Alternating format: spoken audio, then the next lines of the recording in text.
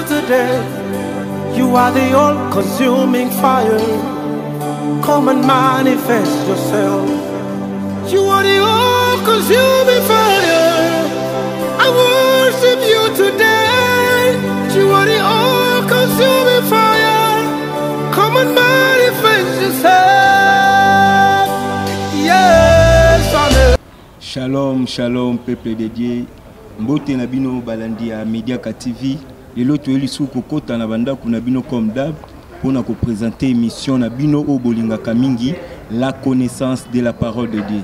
Sans oublier vrai nabiso to bossa na kate Pati Mavinga na Cape Town, to moni Terry Vuvu na Johannesburg, to moni Mama Gina Tele Museteke ya Papa Willy Museteke na Londres, to bossanité gloire, les boss, les padres, les jeunes millionnaires. Les loto yambeli bino mosali na nkolo o to ko découvrir biso na bino ensemble à se présenter liboso na bino boyeba aza nani. Bonjour papa. Bonjour papa Nangai. Asoko se présenter PPDD ba ozanani. Merci beaucoup. Comme Nangai Elonga, je suis l'évangéliste dans une église haute aux aliko dirigée ndengenza mapesa ki biso mandat aux alliés dénommés et déjustés Église de Dieu en Jésus-Christ. Merci beaucoup Anna Papa Elonga se présenter. Toyebi Papa Elonga azanani. Papa Elonga lelo tozana tolobela thème topé si jeune abiso eza ya mission eza le sacrifice et l'offrande. Premièrement tolinga koyeba sacrifice ezanini. Merci pour la question. Sacrifice et offrande. Il y a deux mots différents où ils allaient signifier pélo comme côté. Nous avons posé question pour savoir le sacrifice d'abord c'est quoi. Sacrifice on a le linge mususu soit na lingala pour komeka komanyola poto fungola ba branche bien. Ezali sacrifice ezali mbeka. Sacrifice ezambeka. Tant on a sali sacrifice c'est que na mipesi mbeka pour na likamoro boy. Donc sacrifice na lingala ça signifie mbeka. Or mutakoki soki balekisi moto mbeka c'est que ba sacrifier yé. Voilà. Donc j'accepte de perdre ce qui est important, de sacrifier, donc veut dire de perdre ce qui est important pour une cause. Il y a un sacrifice. Tandis que offrande, na précédent mukie ezali libonza. Na ye kobonza, kobonza na kopesa mbeka ezali ko mokote. Na ye kobonza avec toute volonté de quelque chose peut-être qui ezali ko telema likolo ya vie ngeza ezako opprimer. Soit ezamo tout ya makasi. Ce qui est même dans ma commune en Zambie, au monde, il y a la différence entre Anne et Abraham. Au monde, quelque part, Anne a payé Samuel, Abraham a payé Samuel. Mais au monde, Anne a payé Samuel, le col a prémus, mais Abraham a payé Isaac, le col a offrande. Mais le col a sacrifice. Abraham a fait sacrifice sur le sans Zambie pour offrir dans Zambie Isaac. Est-ce que le sacrifice est obligatoire dans le monde? Parce que tout le monde a offrande. Baby Sibiso, Bakendanga, Guanzambe, Maboko Pambate. Toi, Moutakenda, Guanzambe, Azo s'attendre à te offrande pour Akokisa Kiltinaye. Akokisa Kiltinaye, il faut payer à te offrande. Est-ce que le sacrifice est obligatoire? Sacrifice est ali bien, mais l'obéissance, il faut mieux l'obéissance que le sacrifice. Voilà. L'obéissance apaisera le sacrifice, mais le sacrifice est important. Mais le plus grand problème est à niveau de temps. On parlait sur l'offrande. D'abord, tout ça, un problème, on va expliquer bien, maîtriser d'abord les mots offrande, na rôle na yango. Voilà. Ce qu'on dit que là, au monde, tout ça, na offrande, tout ça, na dîme, tout ça, na prémus, tout ça, na aumône, tout ça, na action de grâce. Le 5 types, il y a pesa, nzambe, et ça, na ba différence est belé. Offrande de temps, on te a offrir. Offrande, na deux services. Ce qu'on a dit dans commune en Zambie, au monde éternel Dieu nous avait donné Jésus-Christ comme une offrande pour que Biso en Zambie tous les saboyo kani. Au monde Israël à l'époque, bazaka un problème soit qui baké basumuki. Il faut bazo bibouele baké kotumba offrande. Offrande wana ezalaki pour la réparation ya masumu na bango. Mais comment qui kosenga mutu a ko ôter les péchés, mutu a ko effacer te makolongola. Il a fallu maintenant Christ aya ami pesa lokola offrande. Tant ami pesi lokola offrande et permettre les sumu ezala ôter et azongi seli biso boyo kanina tata. Mais offrande na deuxième lieu ndengolo baki. Tu as ko pesa offrande pour na kokokisa culte. Or, culte, na kati ya culte, ezala makambo ebele faut te fungola so wana. Au moment par exemple la culte d'adoration. Adoration pour ezala bien agréé, moi ezala moyena offrande. C'est comme dans le péché. Quand tu fais un péché, tu fais un culte d'adoration des démons. Je prends un exemple. Dans la déclaration, la prophétie, il faut sceller en mouvement. Tu es scellé, c'est le romusus. Et on est réparti dans vos offrandes. Ils ont offrande. Ko scellé, ils ont le romusus. Ko sémé, ils appellent le romusus. Voilà. Donc, il faut que le gâteau finisse. Pour que les gens soient quand même moins éclaircissement. Papa, au Bissibiso, tu as 5 différents. Ou bien, tu as 5 façons de faire sans Zambé. Voilà. Il y a repris sans Zambé. Est-ce qu'il y a une volonté à montrer Non, la vie chrétienne est fondée sur le principe du christianisme. Ce n'est pas volonté. Il faut que ma culture, la vie, couper ça. Pourquoi? Par exemple, dans Malachie chapitre 10, verset 10. Malachie chapitre 3, verset 10 à 12. Mais comme nous avons expliqué quelque chose, Éternel dit à Zoloba bien que apportez dans la maison du trésor vos dîmes pour qu'il y ait de nourriture dans ma maison. Déjà, il y a l'église et vivre dans bon dîme, dans l'offrande de terre. Bon, au bon, ce que tu as fait, l'église, tu as la volonté à couper ça, mais à Zangi, au capitaine pasteur, ça l'appelle des fonds. Au télémi na yoté maman ni penda père spirituel à télémi maman Sophie nani va pas $100 ya comment non rebongisa le ngwana mutu père spirituel le père spirituel c'est Jésus-Christ de Nazareth s'il vous plaît déjà mutu ko encadrer pasteur le loto to benga ba banani pasteur aza pasteur au bon mot ebima père spirituel nanga donc c'est na Bible ezate papa oyo azola kitsayo azo memo la spiritualité papa na ngina peso différence entre papa na père voilà tant to benga mutu père Christ a yebisa ki ba yekoli tant bozo prier bo notre père différence c'est ça entre papa na père différence c'est ça entre femme na mère différence c'est ça entre fils na enfant voilà donc tant comme ça mutu père et puis dans la spiritualité Abraham il est notre père par la foi. Nous sommes la progéniture d'Abraham par la foi. Mais Jésus-Christ de Nazareth, il est notre père dans la foi. Maintenant, le pasteur qui m'a encadré, il n'est pas mon père spirituel. Merci, Balandia Media TV, dans les bancs, Balobi, la connaissance de la parole de Dieu, il faut tout y barande tinga. Nebi muto aza ko encadrer on a spiritualité, to benga expert spirituel. Mais pas évangéliste, alobi za bonté wane concerné ngate et concerné. Problème ezate, nebi ke batu ba ko sepelate, bazana droit, la démocratie de la pensée. Mais problème ezanini. Au monde muta kwesa ko na mai. Le coin il m'a baptisé par un père spirituel. Mais il y a une question maintenant, je pose. Jean-Baptiste a quoi ça sur la maille? C'est lui qui est le père spirituel de Jésus-Christ. Mais l'histoire, il y a Jean-Baptiste et Jésus. Jean-Baptiste et Yemoro, Maintenant, quand est-ce que les personnes ont un père spirituel? Il ne connaît absolument rien sur ta spiritualité.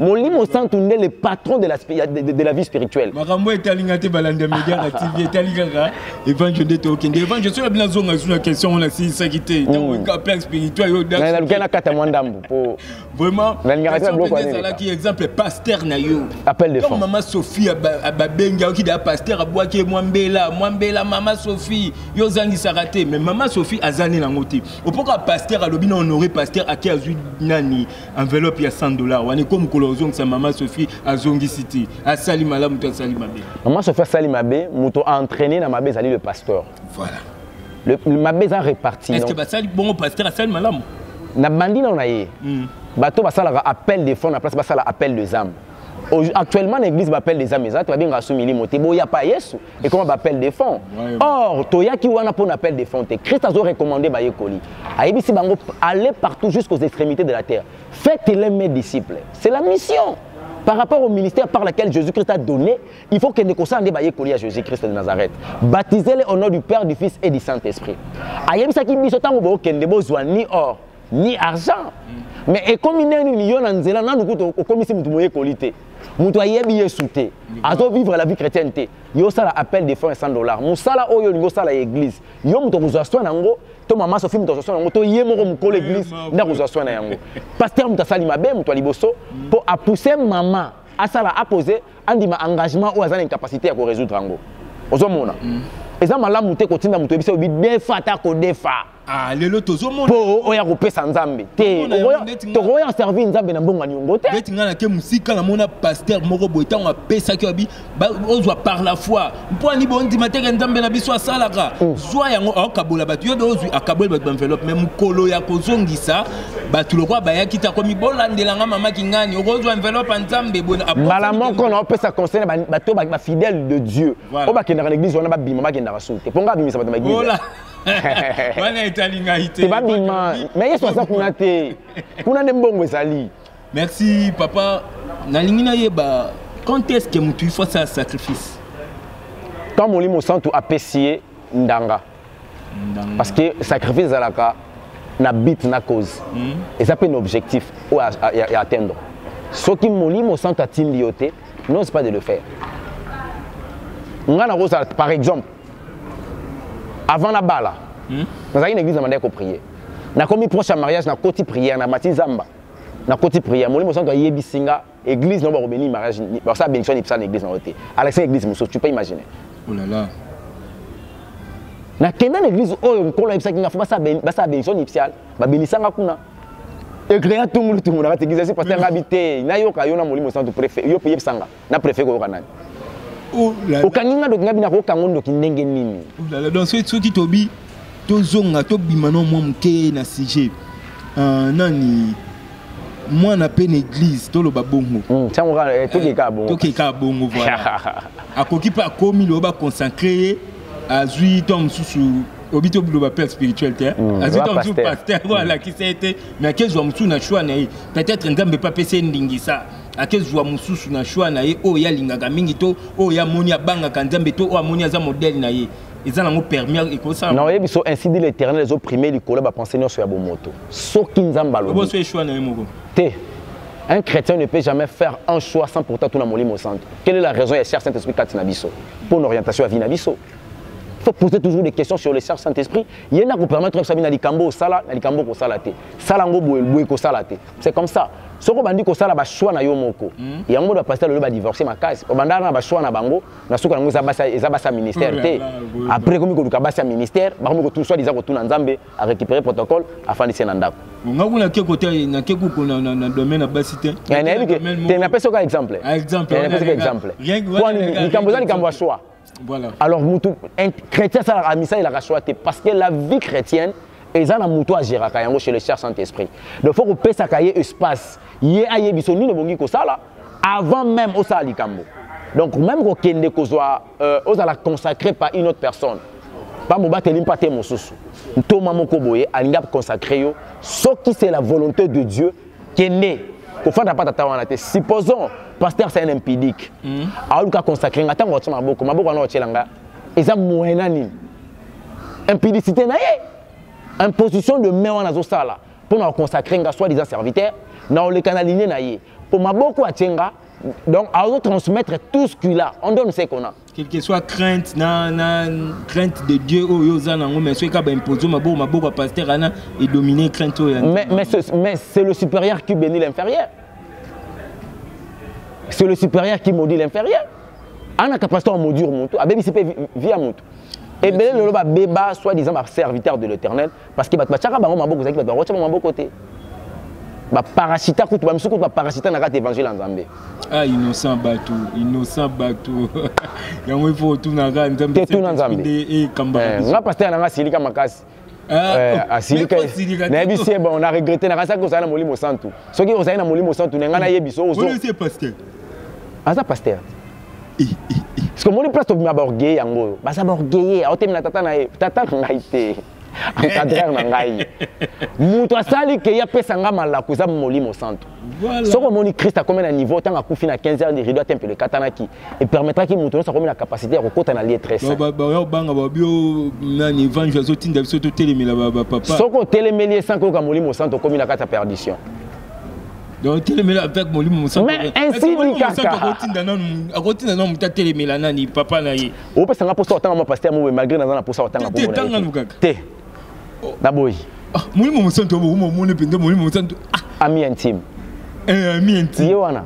Après ce pende ndingisa ya ko téléméla papa. C'est lui qui sonde le cœur et le rein. Muto yo benga papa. Ba pratique ça na molili yo yebite. Il s'est prêché, hein. Mais Makambo a sauté, ils ont reproché. Soka tu maboko. Soka tu maboko. O soka. Abebi Sivina yo. Je prends un exemple. Ils ont de comment le pasteur Moko Tchaki maboko. Pasteur on lui a en prison. On pense que c'est là papa. Si on a yebi nanga ité, que papa nanga na impidique. Na yebi nanga té et tamboli à papa nanga. Si on a ok boya maboko na ye. Molimo santo azawana tunaka. Problème nanga zali. To consulter cher Saint-Esprit. Bande ko la moni penza to bibi mo banda nyon Césaraka, hein, connaissance ya parole de Dieu moni to kotipé, tom sunda bende inspiré biso to lobela, c'est ça vraiment to zongi karawana pendo pona ba papa wana mais papa on peut dire la razou makasi ya webe mpidi wana. Mobalo akabela moi sita za na zou ebele. Moni mibala bampiake, ba leki ba mibalo ba na la na zoa. Et là, il y a poussé dans la joie. On a le mouton qui est dans le bon boto les mois ci. Oh. Donc babanga mwana kende. Pas kende. Papa me soit la penda soit monio tom so concité. Et comment on a limité? Et comment on a limité? Apôtre moi on a limité, moi on a histoire disant moi on a yé. A kenda pas évangéliste moi besoin na commune qui so geni. Prière pas à prière moi on a quoi. Pour évangéliste quoi 6 mois là. Ba pesa moi na suspension la limité. Il y aura suspension bandi ba serre ba ndo pesa na mbote te. Ba serre ba pesa ke mbote te. Suspension bandi wana.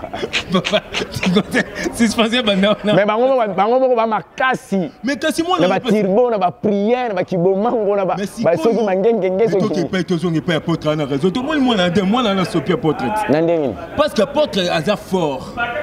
Et pas dans la bâtiment, pas dans la kibomango ndolo. Disco un évangéliste moko quelconque c'est l'apôtre à quoi ici moi. Ça veut dire yemo na quoi ça moi na été. Et puis on a déjà l'enda. Apôtre Paul Alobaki, on connaît en partie, on prophétise en partie. Grâce na zanango, tamusu yango yo zanango te. O yo zanango ngape na zangango. Okoki ko za l'apôtre, ngape na évangéliste. Yongo sanga ba apôtre Congo, apôtre nini ya Congo aleki évangéliste Renard Bonke na par exemple na Bangolo ko la sala ki Renard Bonke. Renard Bonke a bougé le monde, les 4 coins du monde. L'apôtre congolais, le comité, il dit que si tu es un apôtre, on minimise le ministère évangélique. Or, le ministère évangélique, c'est le guerrier de ministre. C'est quoi, il y a une capacité à prier, il y a une masala grâce que mutu oyo aye pembe na ye. On est des humains évangélistes, qui ont condamné. La condamnation. Et les guébélés, condamnation les guébélés. Au lobeli, homme de Dieu, Moussousso, Bazab, Mpédic, Moussousso va se retrouver par-ci, par-là. Au Tomboli, Papa Renard Bonke. Au Tomboli, est-ce qu'il y a un parcours naïe? Merci. Ah, tu as bien posé une question. L'erreur, ça se fait pas. Ça se commet. Voilà. Erreur et accident. Et ça, le roi Bissot va chrétien. Si on dit chrétien, ça a l'issue, on a chrétienté. Chrétien, ça a l'issue, on a commis le péché. Il sont pas les d'une manière accidentale. Si on a bimé na mutuka awa na kena sala accident, il ngelo bateke na yo sa accident. Parce que tant total l'élément ya ko sala, il y a d'abord ce qu'on appelle la préméditation. Dans aucun na ko sala likamu. Ozomona. Mais quand est commis d'une manière accidentale, donc na kana quitté est commis. C'est comme ça avec le péché. Chrétien surtout qui je péché contre Dieu. D'office, il demande pardon. Voilà pourquoi éternel Dieu a béni David, l'homme selon mon cœur. Ce qu'on s'agit pardon, c'est repentir na pardon. Après avoir confessé, c'est repentir na ma béna éviter un mot pour du bon avancer. C'est comme ça au monde a gagné l'émission. Mais au yabiso na mboko, bazuka verset biblique. Pour la bague ba ya 7 fois, ba hôtel ma 7 fois. Et le relekela nga na Bible. Nani Salomon babengi roi pur. Tandis que Salomon a là qui n'a pas si belé. Mais David babengi roi impire. Mais quelque part dans babengi David l'homme selon mon cœur. Salomon babengi roi pire. Aussi le temps Allah qui peut n'a pas si belé. Côté on a la ligne comprendre pourquoi babengi Salomon ou Allah n'a pas si belé roi pire. Et ça là mon colomo boy. Et ça qui n'a de comment les centeniers. Azui message ya moko ya ba ekoli ya Yesu akendo kutana ye. Tango akei. Moko ba ekoli ya Yesu ayebi ke moto oyo bisona bango to soate parce que ba déclarer bango ba impie.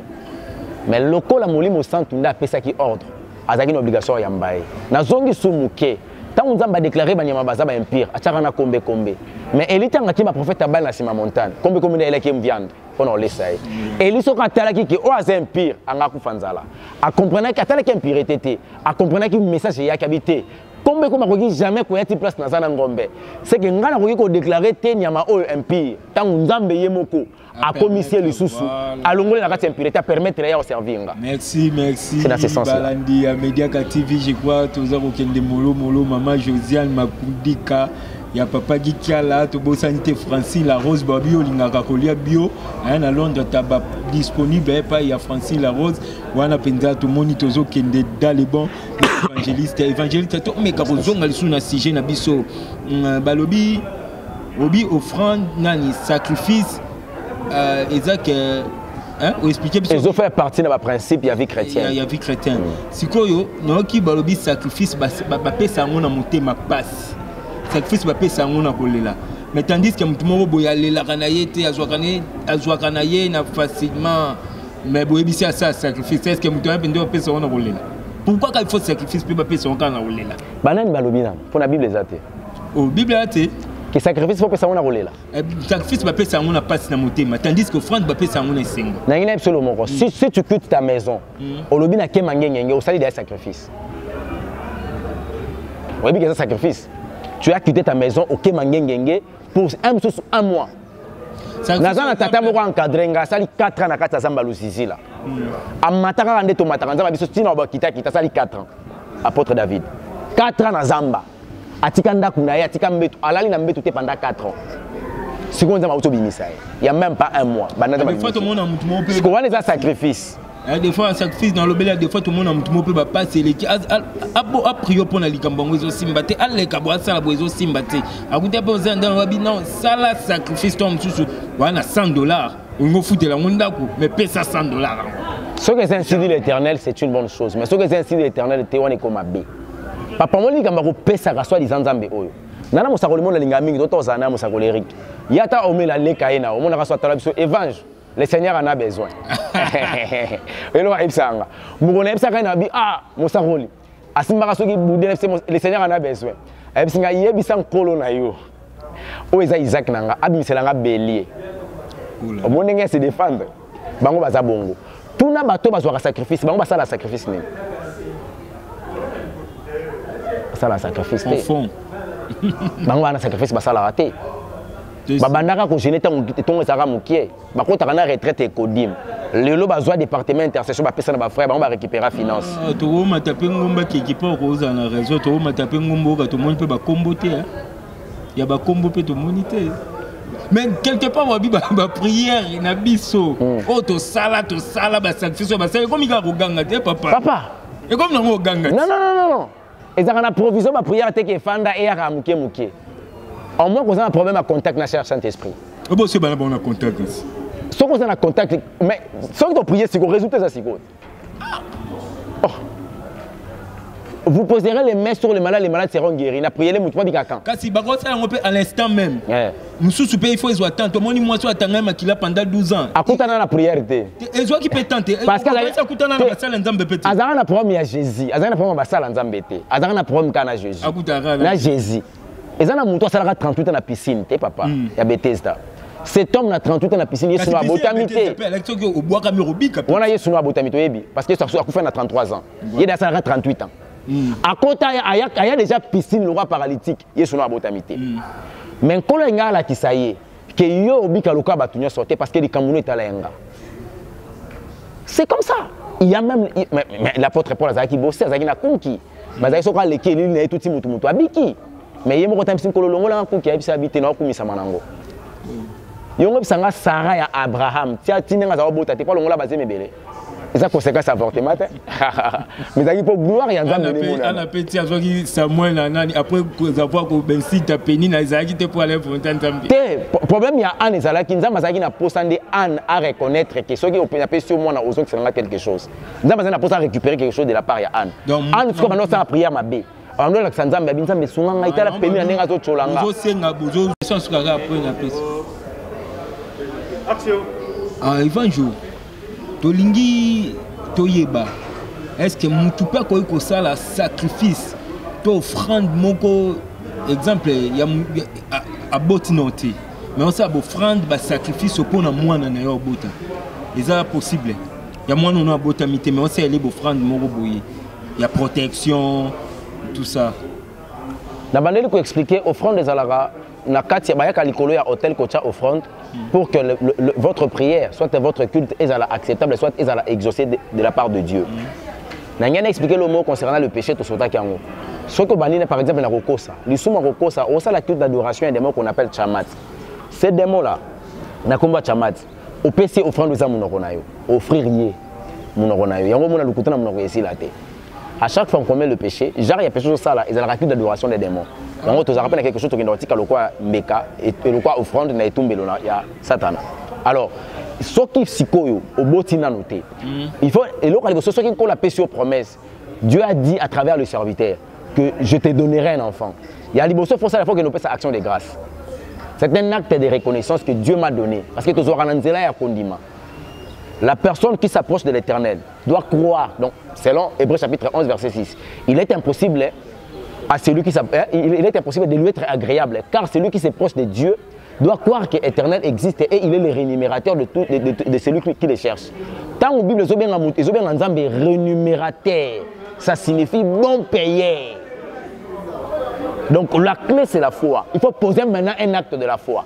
L'acte de la foi aux opposés, ils allaient au PC offrande de thé.